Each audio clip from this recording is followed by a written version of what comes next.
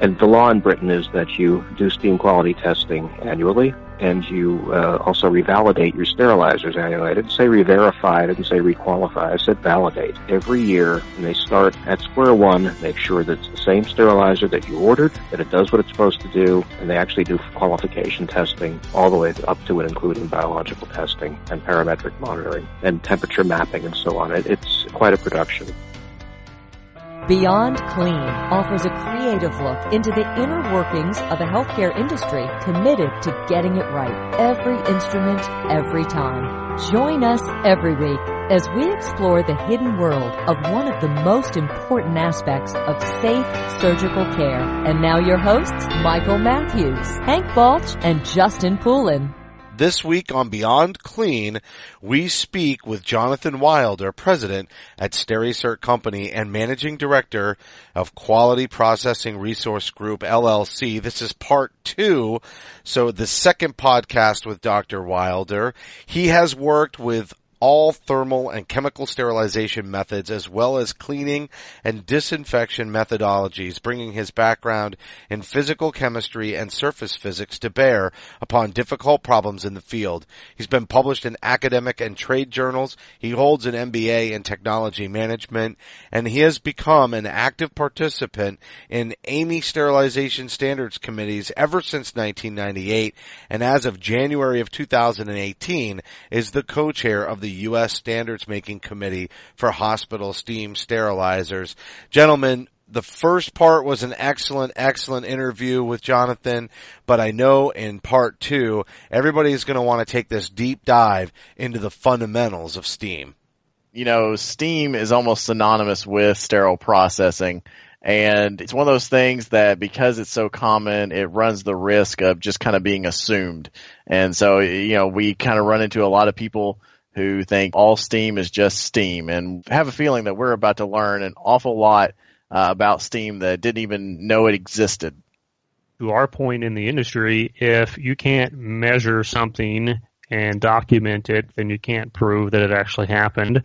So one of my questions for Jonathan today will be, how do you actually measure steam quality, and is there a difference in the U.S. and overseas? So I'm looking forward to getting that question in particular answered today. All right, before we get started, a reminder, you can follow Beyond Clean on Twitter at Beyond Clean Info. Go to Facebook.com/Beyond Clean Podcast, or find us on LinkedIn.com/company/Beyond Clean. Instagram is Beyond Clean Podcast, and you can send us an email with an anonymous picture that we'll post on the Instagram page, or if you have a question or recommendation for a future guest or topic on the show, send that email to info@beyondclean.net. We'll be right back with Jonathan Wilder. We're back with Jonathan Wilder, president at Stericert Co. and managing director at Quality Processing Resource Group, LLC. Now we're going to get into the fundamentals of steam quality. Jonathan, give us an introduction to steam quality. What is it, and why does it matter? Sure. Well, in the first segment, I kept talking about wet steam and so on, and wet steam, or wetness, or more to the point, dryness, is one of the things that you measure when you're measuring steam quality.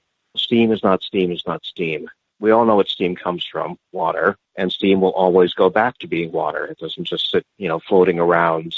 Well, it does. It's called fog, but you have to have the right conditions. But it doesn't just sit there. It will always condense back into water. So sterilization lethality, in other words, what we want to have happen to our instruments, we want them to become sterile, depends to varying extents on how physically correct the steam is. So what do I mean by physically correct? Well, there are 3 physical parameters that we measure for steam quality. And these are actually finally, note the resignation in my voice on that, but happily, they are now in the 2017 version of AAMI ST79, and not as an annex, but as a requirement. So the 3 physical parameters of steam quality that are measured are the dryness, the non-condensable gas content, and superheat. And everybody looks at me when I say steam dryness, they what? That's an oxymoron. Steam is wet. It's water. Well, yes and no. If steam is saturated, it's not wet. It's dry. And if steam is saturated, it's also the best sterilizing agent it can possibly be. So you would like to have your steam be optimally delivered to the sterilizer according to ST79 and all the manufacturers of sterilizers with no more than 3% liquid water in the steam, or a steam dryness factor, as it's just, to be obtuse and scientific, of 0.97, 97% steam, no more than 3% liquid water. Liquid water is not that great of a sterilizing agent or sterilant. Better than air, but it's not all that good. If you go to the pharmaceutical world, you'll see mixed steam and hot water sterilizers, and that's really arcane for what we do, and we don't want to have that in sterile processing. We want to have nice, dry, saturated steam, which doesn't leave a wet load, that doesn't pool water anywhere, and that does, in fact, sterilize the way we think we're supposed to be sterilizing. The next one is non-condensable gases. Why do we say non-condensable? Well, steam condenses. Whatever's left is a gas that doesn't condense, like air. Air is a terrible sterilant. If you have nothing better to do with your time and a couple $100 to give to AAMI, you can get the dry heat sterilization standard. And I don't know what it costs, but it's something like that. And you'll see that the dry heat standard requires something on the order of 2 hours at 160 C. That's about 340, I think, F, 330, something like that, to sterilize and get a sterility assurance level equivalent to what steam does at 270 degrees F, 132 C, in 4 minutes. So air is not a real good sterilant, and you don't want to have it in your steam. I can go on at some length as to where does it come from, but the easiest answer is always that it never got taken out of the water that gets put into the boiler in the first place. That's the first place you look. And you measure this by basically letting the cooling the steam to something like 80 to 100 degrees C, so like 180 to 212 F, and then letting that flow into a little apparatus where the air is separated from the steam. The steam turns into water. The air goes and gets collected, and you look at the change, the difference in volume of water collected versus the amount of air collected. You take the ratio of the two, air over water volume changes, and you get your non-condensable gas content. You're allowed 3.5% non-condensable gases. I just did some measurements for a client where I got 0.1%. They did well. It's not that hard to do as long as the pipes are tight, the pipe joints are tight, and the water for the steam is properly preheated to drive off the air. And most good boiler plants will do that. The next one, which is the weird one, is superheat. I want to see like Superman flying in here or something with a suit with an H on his shirt or something. Superheat means that there's more energy in the steam than the amount of water in the steam should support. And it gives up that energy abruptly and usually in a way that you don't want to. You can melt plastic trays, you can melt liners, you can burn through paper filters and containers. I've seen all of this. It only happens usually when you're in a strong transition state between, like, when you're doing the fills of the steam into the chamber, either after evacuation or when you're going up to the exposure phase. But of course, by the time you get to exposure phase where the problem is solved, because it's not moving so quickly, then you've already burned a hole in your filter or something, or melted your instruments. There are a number of reasons this happens. One could be too much insulation, although I hate that answer because I'm always a big fan of insulation except where it doesn't need to be, and it usually needs to be everywhere where it isn't. Typically what happens is that the steam is coming through a neck down or an orifice, and it's being forced to move faster. It picks up energy from that transition and drops it right where you don't want it to on your load. So those are the three things you measure. The acceptance criterion for superheat is you're allowed 25 C over the boiling point of water at the ambient conditions, so basically 125 C or about 57 F. Usually you'll see no more than 2 to 3 degrees Celsius over boiling point. How do you measure it? Well, you spend a lot of money and you buy a measurement kit, or you have me come in and measure it. There you go. Well, to that point, so we've talked about, what quality is, and you're right, we're listening to all of these specific physical aspects of what that quality is, but then we're sitting here as users thinking, well, how the heck am I going to measure this, or how is it supposed to be measured out there in the industry? And I know in your bio you are the managing director for the Quality Processing Resource Group. I was wondering if you could talk a little bit about what that group does, and then, kind of Sure. walk us through how that steam quality can be measured. QPRG, Quality Processing Resource Group, we put it together in 2015 as a joint effort between my company, H&W Technology, Stericert Company, my partner, Brian Fortier, with Aorta Medical, and then SMP Laboratories, which is the consulting arm of SMP GmbH that I mentioned before. So we have presence in Germany, and Brian's in Richmond, and then I'm in Philadelphia now. In other words, we go everywhere. Things we started out offering were initially consulting to sterile processing departments to try to help them integrate better into hospital systems, to also to get their technical ducks in a row: steam quality, steam purity, water purity. Well, water quality and purity are about the same thing. And we also work with instrument manufacturers to help them try to understand what sterile processing departments really need, because engineers and SPD folk are not the same people, and we, I think, do a reasonable job of speaking the language of both. We have some clients that are still with us, so I guess we've managed to convince them that we actually can help them. As QPRG evolved, we wanted to bring some of the clever devices that we saw in Europe to the U.S. We're also working with some U.S. manufacturers, but for the moment we're importing. And so we're getting into some targeted areas like ambulatory surgery, washer disinfectors, sterility maintenance devices that take dust cover concepts to a whole new level. This is the vacuum pack from Central Medical, where we seal and evacuate, and that way you know that A, your wrap is protected by strong plastic, which is recyclable, and B, you have a telltale that tells you if there's been a compromise of that seal, so you know whether you can trust that item to be sterile or not still. We also work with one of your former speakers on the podcast, Pavel de Sternberg-Starlovsky, with his company Aseptium. Expect to be bringing his ultrasonic washer disinfector to the U.S. hopefully by the third quarter of this year. I'm very excited about this. Pavel's got some really good ideas that minimize the use of water and detergents and maximize the cleaning, and he has quite a good track record, which he discussed, so I won't. But he used to work for a famous English company that was acquired by a famous American company that became an English company. I'll leave it at that. And he was a very, very good engineer there, and I'm really enjoying working with him. We have another device which is used for surface disinfection. So we're doing things a little differently, a little bit the same, and just trying to, offer some unique blends of consulting and hardware and equipment. And that's where we are. Where this applies to what we're talking about is one of the things we do when I say getting the technical ducks in a row was to make sure that steam and water in a sterile processing department are the way they should be. What does that mean? The way they should be means that the physical characteristics of steam are, as I mentioned, dryness being less than or more than 0.97 dry, 97% dry, less than 3.5% non-condensable gases, and less than 25 C of superheat. Also, steam purity.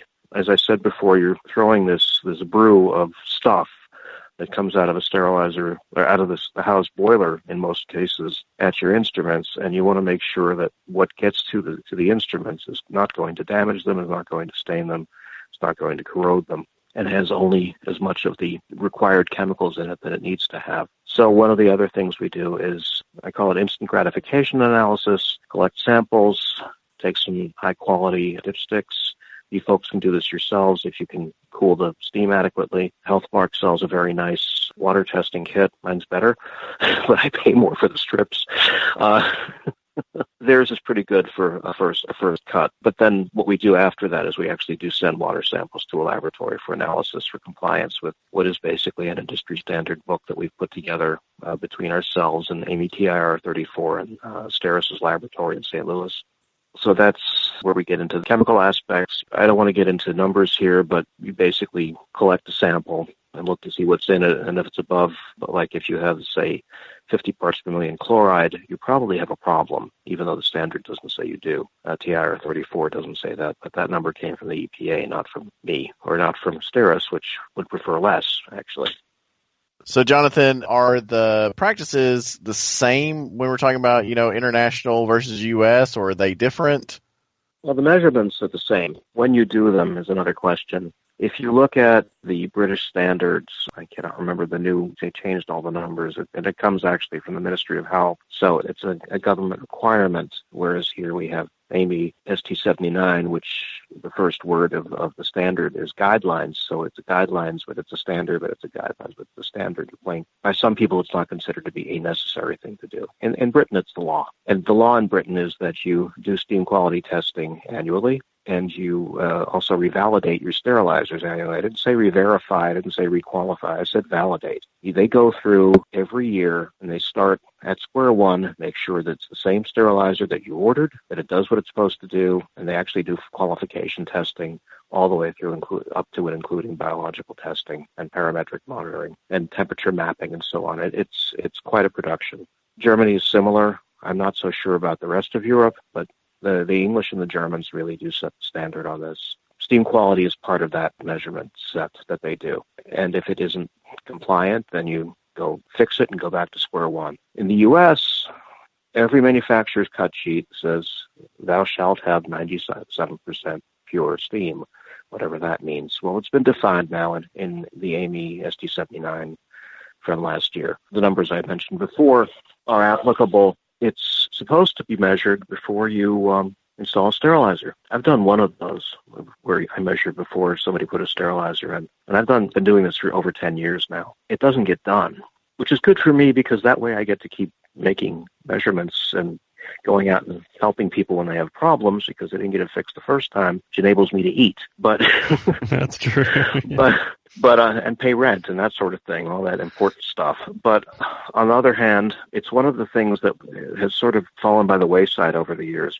My retired partner, Charlie Hancock, said that this was a big deal up until about 1982. And in 1982, and he was started in the sterilizer industry in 67, so he actually was there. He said in 82, both AMSCO, now Steris, and Castle, then MDT, now Getinge, got it right, figured it out, and then started thinking about other things, and people started to forget to think about steam quality since then, and therefore it's not a big deal until it is a big deal, and then people panic, and I get to make a living. What happens if it's going badly? In the U.S., it's basically do it when you need it, and oh God, we need it yesterday, because we can't run because we're getting soaking wet loads, or our productivity is decreased because we have soaking wet loads, and we have to crack the door, we have to do longer drying times, we have to do longer cooling times because everything's wet and we have to wait for it to dry out. If you have proper steam at a proper dryness level, and I'm focusing on dryness because that's where that's the thing that happens the most, you won't have to do that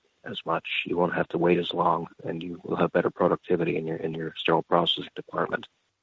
If the steam quality is supposed to be measured prior to installation and it's not happening, who's the police for that? Is there anyone following up on this install documentation, saying, listen, you're supposed to be testing this stuff and it didn't happen here? That's not even on any kind of survey checklist or anything, is it?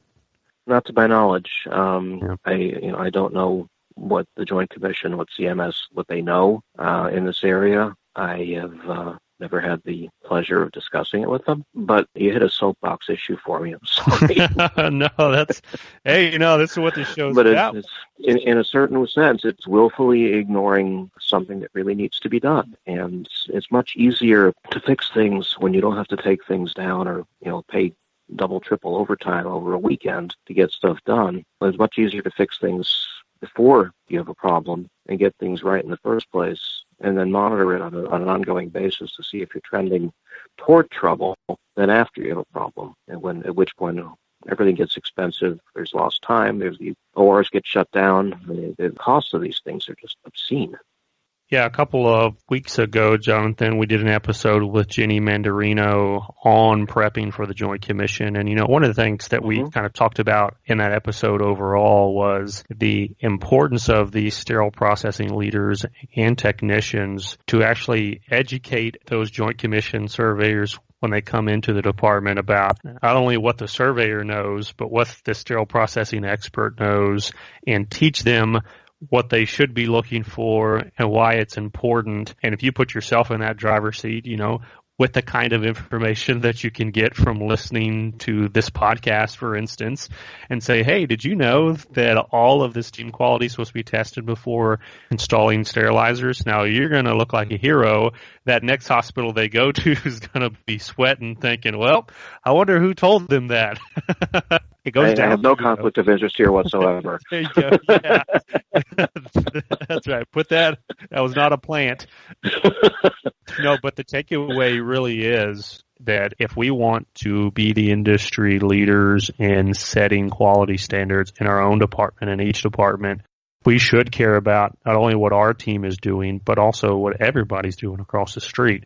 And that's the takeaway, is we never know what hospital we're going to end up at. We don't know if our family member's is going to get in a wreck across town and they're going to go to the competitor's hospital. And we want to make sure, all the way down to the details of what is their steam quality like, for the specific reasons that we're talking about today, because that matters at the end of it all. So, yeah, I mean, that's a great point. Well, yeah. I mean, and being of a certain age, not to talk about it, but I am without question one of the worst colonoscopy patients, because I basically do before they. Actually, they've been known to anesthetize me sooner because I start asking questions. So, what kind of machine are you using to reprocess the endoscope? And what? They're shocked, and then they go look and find out. And so far, I've been happy. But yeah, information is important, and being ahead of the curve will generally get you a lot less trouble down the road. That's the really important thing here, and not to set yourself up for potential failure. There was a hospital in the Northeast where I was, which I will not name, and I will not name any names here, but there was a hospital in the Northeast building a whole new sterile processing department, and I was called by the architectural engineering firm that was laying it all out, and they'd gotten my name from another client, which was very heartening. And they said, so what would it cost you to do this? And I gave them a number, and they said, fine, well, we're about a year out. I said, that's fine. The number's still good. And I don't have to update my quotes every 5 minutes. And I'm waiting, and I hear that the facility was built, and I had never been called. And I ran into the manager at a conference, and I said, so whatever happened with that? And he said, well, we just decided we didn't need it. I said, well, how do you know that you're meeting the specifications of the manufacturers? And the silence was exactly what happened after that. So obviously I was a little bit stung in the wallet, but on the other hand, I don't volunteer, and pay dues to AAMI because I'm going to make money out of it. I do it because I think it really matters. I do it because I want to help advance the state of the art. And I know you guys do too, and probably most of your listeners, that you want to get better. We want to get better. We want to get safer. And cutting corners in the beginning is not a good way to do that. Hey, Jonathan, earlier you referenced your 2009 article in HPN on, steam quality. And given that, you've been in this for a while and you're really plugged in, I was just wondering if you could give us just kind of a 10,000-foot view of what are the most impactful things that you've seen change just in that 9 to 10 years? And is there anything coming down the pipeline that we really need to be keeping an eye on? On the regulatory or standards side, I don't think so. The only really good news is that, as I mentioned before, ST79 2017 has codified the need to do the measurements and tells you what the answer should be, what the acceptance criteria are. I think that's great. If that saves one hospital from one wet load disaster, it's worth every minute of the arguments and collaborations. Both of them happen, by the way, in the creation of each revision of ST79. ST79 is the United Nations of sterile processing, where you have users, FDA, and manufacturers all together in the room, and everybody has a valid point. And distilling it down to the standard has been a labor of over a decade now since the first one came out. I'm very impressed with what they've done. But having that bit in there and people actually can go and look at it is just wonderful, I think. It's probably the best thing that happened, in my opinion, in this particular revision of the standard. There are automated systems coming out now. They cost a lot of money. They can only attach to one sterilizer at a time, and they don't make any sense for a sterile processing department because they're designed for pharma. And unless you are going to be needing to monitor for lot records on a real-time basis, there's no point in doing that. They're not cheap. You can spend the money in much better ways. I think people are just becoming more aware of the fact that this is something. There are some places that I've spoken to recently that, what are you talking about? So then I send them snippets from the various standards, worldwide, U.S. and European, and they say, oh, it's not something that everybody knows about. It's not something that everybody understands. You get into a situation, basically, where the sterilizer becomes a black box. You don't know what's in it. You don't know why it works. You don't know why it goes wrong. And there are tools out there to help. SD 79 2017 sections 3.3.3.2 and 3.3.3.3 are right where this is laid out, plain English. It's great. It's straightforward. I'm really glad it's in there. But a lot of people, including facilities engineers, steam engineers, boiler engineers, just don't know this matters. So you don't get a good design. I just did a marathon survey of 9 hospitals somewhere.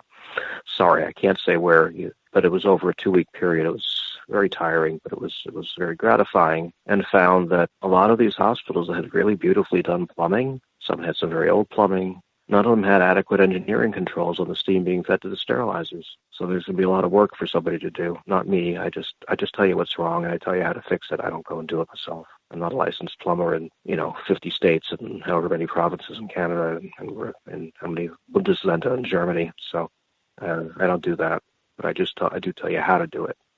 There's a whole episode on codes and licensing sitting right there at the end of this one. Mm-hmm.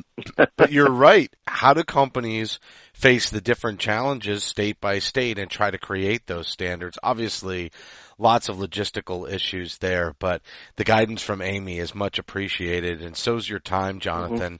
Mm-hmm. It's been an excellent interview.